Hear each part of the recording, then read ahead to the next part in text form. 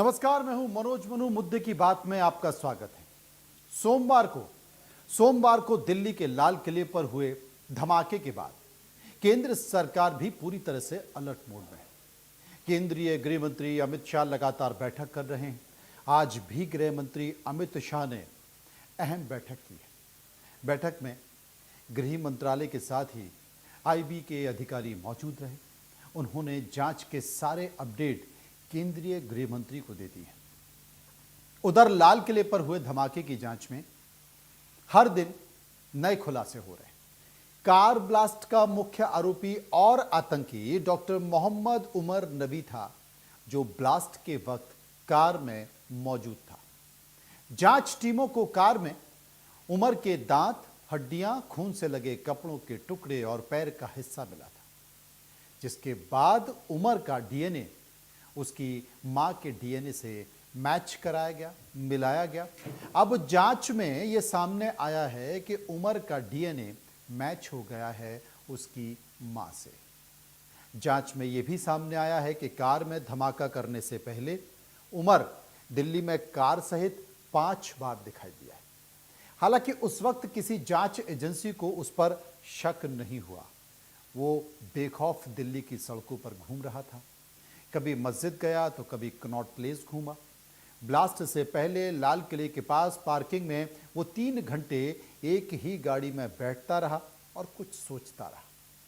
आतंकी डॉक्टर उमर के नाम वाली इको स्पोर्ट्स कार की भी जांच में खुलासा हुआ है कि इसमें विस्फोटकों की ढुलाई की गई थी। कार की फॉरेंसिक जांच में इसके सुराग भी मिले।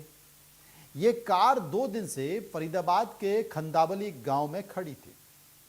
दिल्ली से पहुंचे एनआईए और एनएसजी की टीम बुधवार शाम से ही इसकी जांच कर रही। पुलिस ने यहां कार खड़ी करने वाले फ़हीम को गिरफ्तार कर लिया। फ़हीम अल फलाह यूनिवर्सिटी में कंप्यूटर ऑपरेटर है और आतंकी डॉक्टर उमर का असिस्टेंट बताया जा रहा है। फ़हीम की बहन यहां रहती है, इसलिए वो मंगलवार रात में कार यहां खड़ी करके चला गया था। कार के बरामदगी के बाद आसपास के घर खाली कराकर 200 मीटर का एरिया फिलहाल सील कर दिया गया। जांच में यह सामने आया है कि फरीदाबाद की अल फलाह यूनिवर्सिटी आतंकियों का सबसे बड़ा अड्डा थी और यूजीसी ने इसे मान्यता दे रखी थी। फरीदाबाद से हमारे सहयोगी देवेंद्र कौशिक की यह रिपोर्ट देखिए अल फलाह यूनिवर्सिटी से। गौर से देखिए।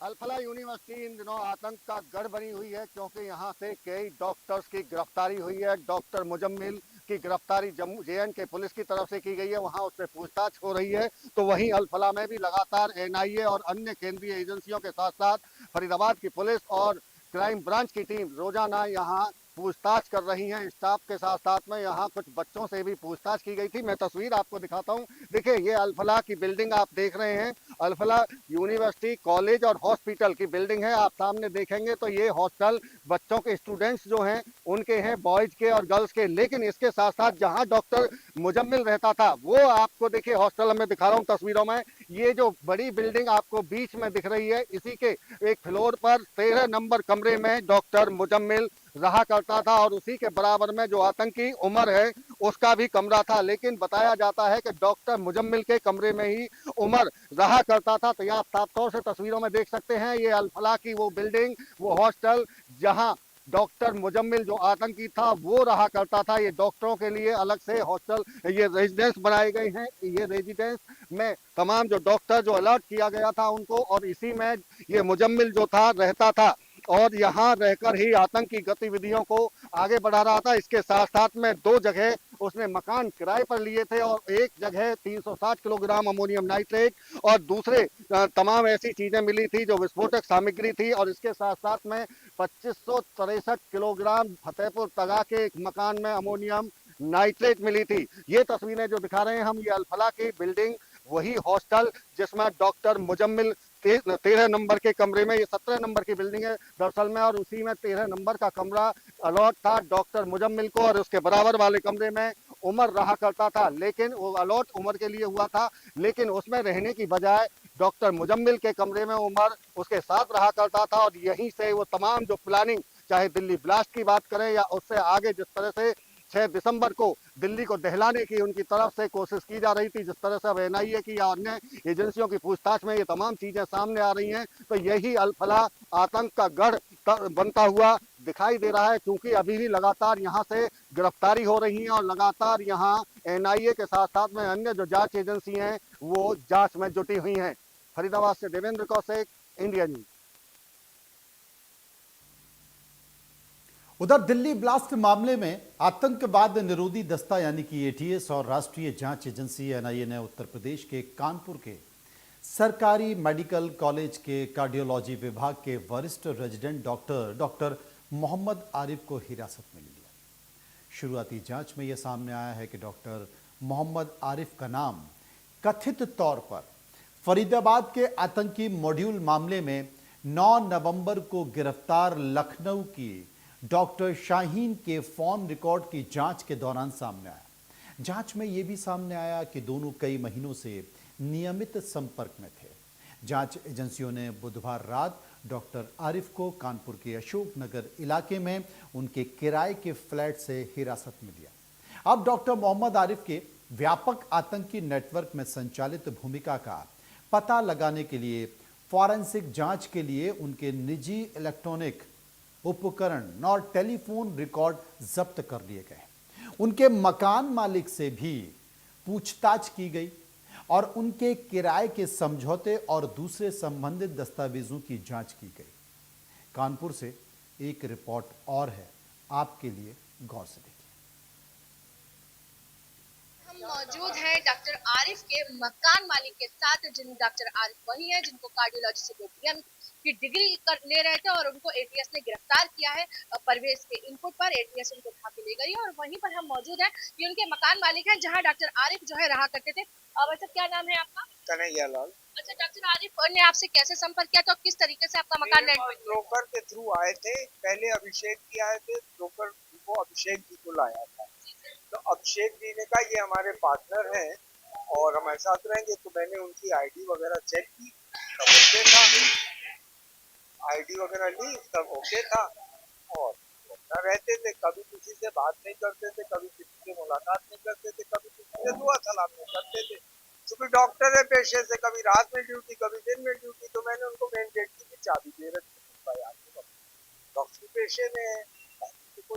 अच्छा, उनसे कभी ऐसा भी हुआ है कि लोग मिलने आए हो या पार्सल? कोई नहीं आता, उनका कोई पार्सल नहीं आया। अभिषेक जी का पार्सल आया। कल कितने लोग आए थे? 4। अच्छा, क्या हुआ? 7:30 बजे आए, सीधे ऊपर चले गए सेकंड फ्लोर में। तो मेरा बेटा मौजूद था, मैं तो अपने काम पे था। तो बेटे ने पूछा भाई साहब आप कैसे? तो कहें वो उनके चाबी लाया हूँ उनके फ्लैट। तो उन्होंने कहा मैं ऐसे तो नहीं जाने दूंगा, पहले आप बात कराइए। तो उन्होंने मोबाइल पे बात कराई, उन्होंने कहा हमारे फ्लैट में आए। वो जब आए थे उन्होंने कहा हमें उनका सामान लेने आए। तो हमने, मेरे बेटे ने कहा मैं ऐसे तो सामान ले जाने नहीं दूंगा और आप जो है उनसे बात कराइए। तो उन्होंने कहा देख लेने दीजिए। तो वो अंदर गए, उन्होंने कुंडी लगा के बंद करके उनका लैपटॉप या जो भी चेक किया। थोड़ी देर बाद वो ताला लगा के डॉक्टर आरिफ के मकान मालिक कन्हैया उन्हीं ने बताया कि डॉक्टर आरिफ यहाँ डॉक्टर अभिषेक हैं जो कोई कार्डियोलॉजी में काम करते हैं और यहाँ पर रहा करते थे। दिखाना चाहूंगी, ये वो मकान है जहाँ से एटीएस ने जो है वो डॉक्टर आरिफ को गिरफ्तार किया है और यही वो मकान है जहाँ पर वो सेकंड फ्लोर में जो है रहा करते थे। हालांकि उन्होंने बताया कि वो जो है किसी भी तरीके से, चूंकि डॉक्टर थे, किसी से मिलते नहीं थे, कोई आता जाता नहीं था, किसी भी तरीके का कोई पार्सल या डॉक्यूमेंट्स वगैरह। मैंने पूछा कि कोरियर वगैरह से कुछ आता था, तो उन्होंने कहा कि नहीं, इस तरीके की कोई भी चीज है। चूंकि डॉक्टर थे तो वो अपना ड्यूटी करते थे और ज्यादा कोई ताल्लुक नहीं था। बहरहाल कहना ये चाहिए कि जो जिस तरीके के इनपुट्स अब मिल रहे हैं और जिस तरीके की कार्रवाइयां हो रही हैं, इससे वाकई में पता चल रहा है कि किस तरीके से जो है वो यूपी और शहर जो है वो इन लोगों के टारगेट पे है और किस तरीके से डॉक्टर मॉड्यूल जो है वो टेरर मॉड्यूल पर काम कर रहा है। कानपुर से इंडिया न्यूज के लिए जेबा। उधर डॉक्टर आरिफ जिस सरकारी अस्पताल में काम करता था, उस अस्पताल के कार्डियोलॉजी विभाग के प्रमुख ने यह बताया है कि उन्हें केवल इतना पता चला है कि डॉक्टर आरिफ ड्यूटी खत्म करने के बाद घर गया था। उसके बाद एटीएस ने उसको पूछताछ के लिए बुला लिया। एक बार सुनिए कानपुर अस्पताल की तरफ से क्या बयान आया। हमारे यहाँ फर्स्ट ईयर के स्टूडेंट थे डीएम कार्डियोलॉजी के, मोहम्मद आरिफ मीर। ये अभी 2-3 महीने पहले जो काउंसलिंग हुई, काउंसलिंग के थ्रू सेलेक्ट होके आए थे, फर्स्ट ईयर के स्टूडेंट थे। इनकी आफ्टरनून वाली ड्यूटी थी, उसके बाद में ये ड्यूटी करके यहाँ से गए। तो उसके बाद में हमें शाम को पता चला कि इनको पूछताछ के लिए कोई टीम लिवा के ले गई। 3 महीने पहले काउंसलिंग जो है उसी के थ्रू आते हैं हमारे स्टूडेंट, तो उसमें 3 महीने पहले लगभग पोस्टिंग हमारे हैं कश्मीर के कैंपस के बाहर से लिया। यहाँ ड्यूटी खत्म करके घर जा चुके थे, वहीं से। अब सिलसिलेवार तरीके से मैं आपको तमाम चीजें बता रहा हूं। इसके बाद क्या हुआ? इसके बाद जांच में यह सामने आया कि आतंकियों की 200 बम या फिर आईईडी बनाने की प्लानिंग थी और 26/11 जैसा हमला करने की साजिश थी। दिल्ली, गुरुग्राम, फरीदाबाद को निशाना बनाने की योजना थी। आतंकियों ने दिल्ली के लाल किले, इंडिया गेट, कॉन्स्टिट्यूशन क्लब और गौरी शंकर मंदिर जैसे प्रमुख स्थानों को चुना था। इनके अलावा देश भर में रेलवे स्टेशन, बड़े मॉल्स भी इनके टारगेट में थे। बताया यह जा रहा है कि देश को दहलाने की साजिश जनवरी से चल रही थी। आतंकी मॉड्यूल का संबंध पाकिस्तान के जैश-ए-मोहम्मद संगठन से बताया जा रहा है। जांच एजेंसियों की माने तो आतंकवादियों का मकसद धार्मिक स्थलों पर हमला कर देश में सांप्रदायिक तनाव फैलाना था। इसके लिए उन्होंने कश्मीर के पुलवामा, शोपियां, अनंतनाग के कुछ डॉक्टर्स को भी चुना ताकि वे बिना रोक टोक कहीं भी आ जा सके। इस आतंकी मॉड्यूल को समझने के लिए अलग अलग राज्यों से हमारे कुछ सहयोगी हैं। हमने, क्योंकि एजेंसी जहां जहां जा रही हैं, जिन कनेक्शन को तलाश रही हैं, जिन कनेक्शन को कनेक्ट कर रही हैं, हमने हमारे तमाम जो रिपोर्टर हैं अलग अलग राज्यों के, उनसे मिला के एक बार आपको समझाने के लिए रिपोर्ट तैयार की है। जरा देखिए। आंध्र प्रदेश पुलिस कुछ दिन पहले नूर मोहम्मद को धर्मवरम, आंध्र प्रदेश के सत्याग्रह डिस्ट्रिक्ट के धर्मवरम से एक नूर मोहम्मद व्यक्ति को अरेस्ट किया गया है। इसके ऊपर आरोप है कि ये जैश-ए-मोहम्मद के साथ जुड़ा हुआ है। जैश-ए-मोहम्मद के व्हाट्सएप ग्रुप जो पाकिस्तान से ऑपरेट किया जा रहा है उसमें जुड़ा हुआ है। उन लोगों के साथ कुछ काम करने के आरोप में नूर मोहम्मद को अरेस्ट किया गया है। नूर मोहम्मद के टिप्स के ऊपर आंध्र प्रदेश पुलिस महाराष्ट्र जाकर वहां पर तौसीफ आलम को अरेस्ट किया गया है और उसके बाद उत्तर प्रदेश में सज्जाद हुसैन, इन दोनों को आंध्र प्रदेश पुलिस अरेस्ट किया गया है। आगे इन्वेस्टिगेशन चल रहा है। इन्वेस्टिगेशन के बाद ही पता चलेगा कि किस तरह से ये लोग षड्यंत्र रच रहे हैं। और पुलिस आज के दिन ये भी पूरा इंक्वायरी कर रहे हैं कि अभी जो दिल्ली में रिसेंट ब्लास्ट हुआ है उसमें इन लोगों का कुछ लिंक है क्या। इस तरह से भी पुलिस, आंध्र प्रदेश पुलिस पूरी तरह से इन्वेस्टिगेशन कर रही है। 15 सितंबर को सहारनपुर से एक आतंकवादी को गिरफ्तार किया गया जिसका नाम बिलाल खान था। बिलाल खान के मोबाइल नंबर की जब जांच पड़ताल की गई तो ये पता चला कि लगभग 400 नंबर पाकिस्तानी अलकायदा से कनेक्ट थे। इस गिरोह के साथ कनेक्शन होने के साथ साथ ये पता चल रहा था कि एक बड़ी साजिश में बिलाल खान शामिल था। इस शामिल होने के साथ साथ बिलाल को पाकिस्तान से निर्देश लगातार दिया जा रहा था कि आखिर किस तरीके से भारत के अंदर आतंकवादी गतिविधि को करना है और किस तरीके से इस पूरे गिरोह को एक्टिव रखना है। अलकायदा के पूरे गिरोह को, एक्टिव नेटवर्क को संचालन करने के लिए बिलाल खान को पूरी तरीके से निर्देश आता था और इस पूरे नंबर से वो कांटेक्ट में लगातार रहता था। एक एक निर्देश को वो मानता था और पूरी तरीके से इस गिरोह को उत्तर प्रदेश में एक्टिव रखता था। सहारनपुर में जब इसकी गिरफ्तारी 15 सितंबर को हुई तो पूरी तरीके से एटीएस ने जांच पड़ताल की और इस जांच पड़ताल में बिलाल खान के पास से पाकिस्तानी कनेक्शन सबसे ज्यादा निकलने की बात सामने आई। 9 नवंबर रात को तकरीबन 10:30-11 बजे का समय होगा और अहमदाबाद मेहसाणा का जो हाईवे है वहां पर जो टोल नाका पड़ता है अडालज टोल नाका, इसी टोल नाके पर तकरीबन रात के 10:30-11 बजे के आसपास गुजरात एटीएस की पूरी टीम जो है वो यहाँ पर जो है वो बनी हुई थी और यहाँ पर से जो है सिल्वर कलर की फोर्ड फिगो कलर की जो कार थी उसमें से आतंकी डॉक्टर अहमद जो सैयद है उसको यहाँ से जो है गुजरात एटीएस ने जो है उसको हिरासत में लिया और उस समय उसकी गाड़ी के अंदर से जो उसकी गाड़ी थी उस गाड़ी के अंदर से जब गुजरात एटीएस ने जब छापेमारी की तो उसके बाद यहाँ से उसकी गाड़ी में से तकरीबन 2 ग्लॉक पिस्तौल, 1 बैरेस्टा पिस्तौल जो है वो मिल पाई थी और साथ ही साथ 30 जिंदा कारतूस और 4 लीटर कैस्टर ऑयल जो है वो गुजरात एटीएस ने बरामद किया था।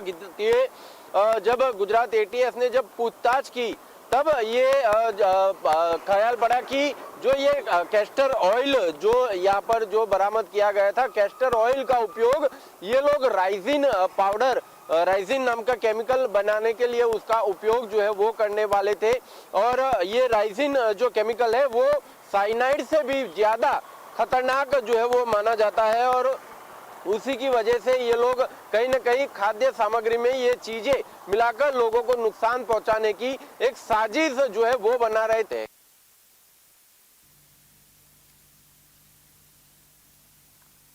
अब ये अलग अलग शहरों से हमने आपको रिपोर्ट दिखाई।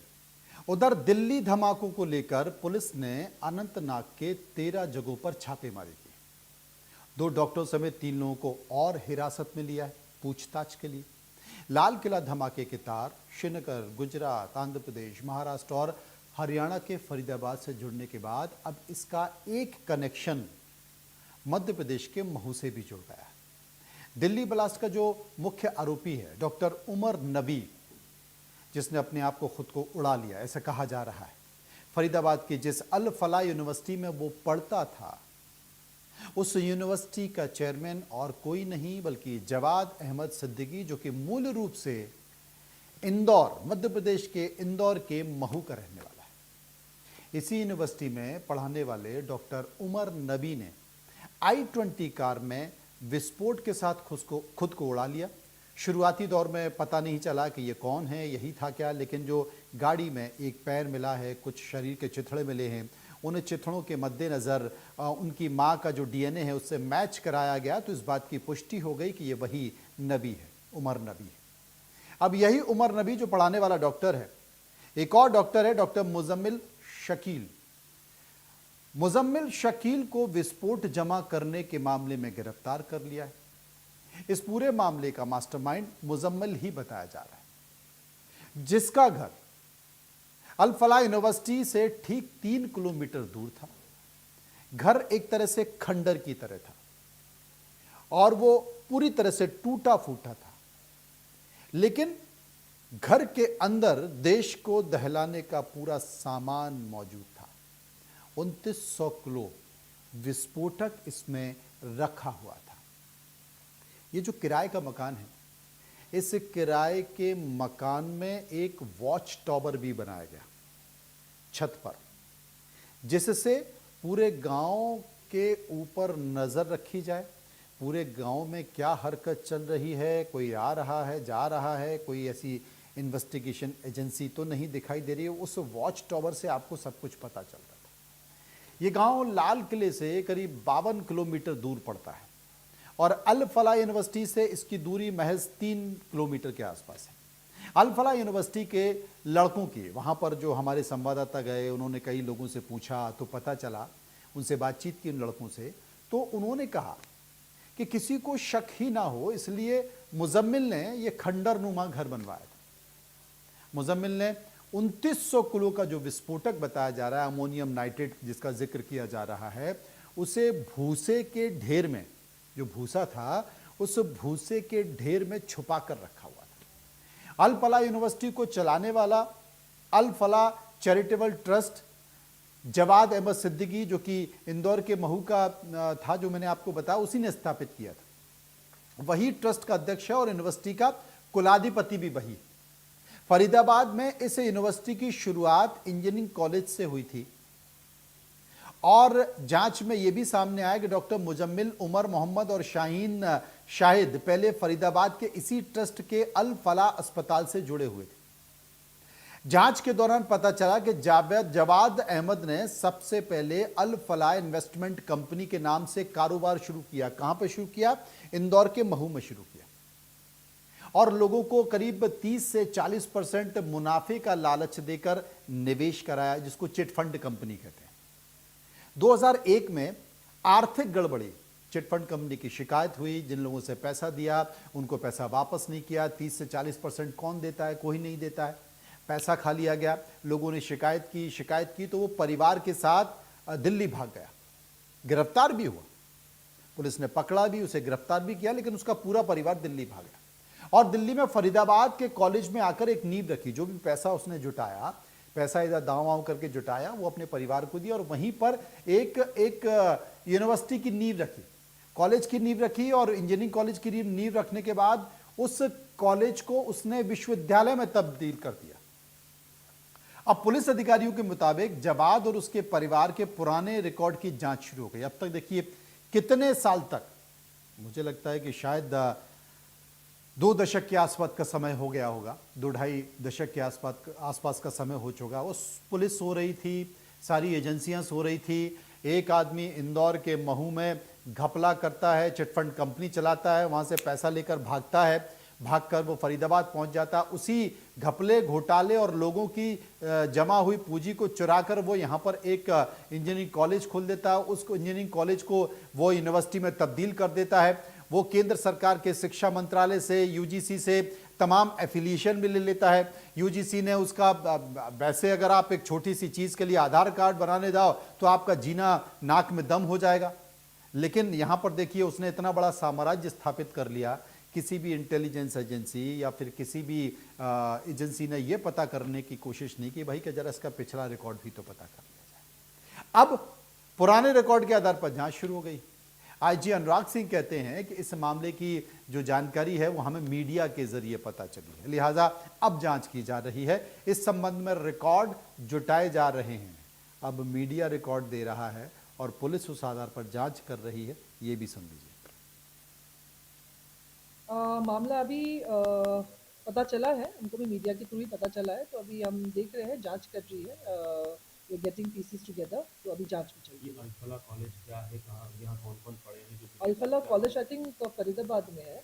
यहाँ महू में भी एक यूनिवर्सिटी नहीं, वो हम लोग देखेंगे उसमें। अभी तक तो यूनिवर्सिटी होने का कोई प्रमाण नहीं आया है। It is under investigation and I will be able to comment once things are finalised. तो महू में क्या है कनेक्शन? सॉरी, महू से क्या कनेक्शन है? महू से कनेक्शन क्या है ये हम भी जानने की कोशिश कर रहे हैं और जांच जारी है।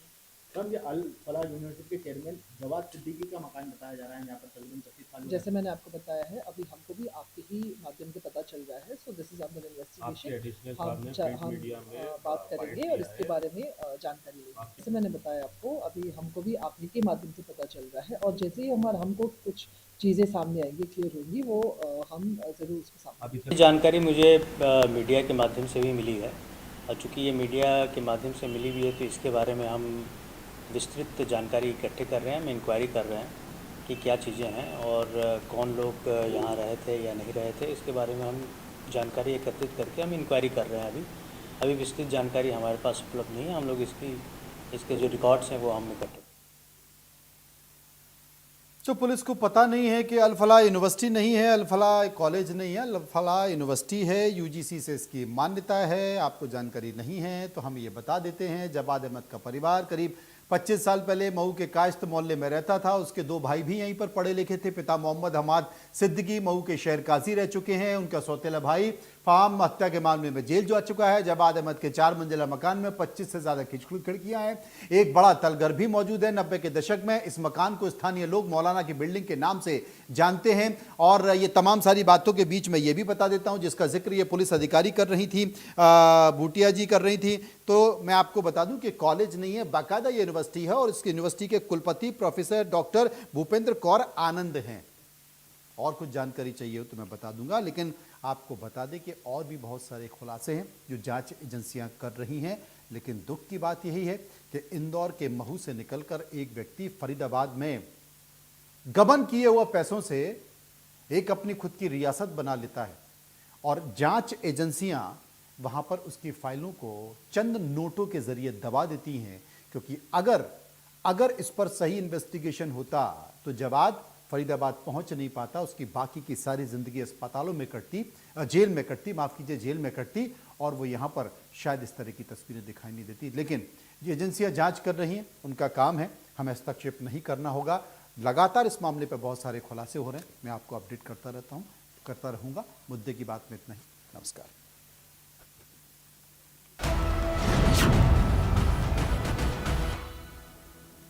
पता है हेल्थ इंश्योरेंस आपकी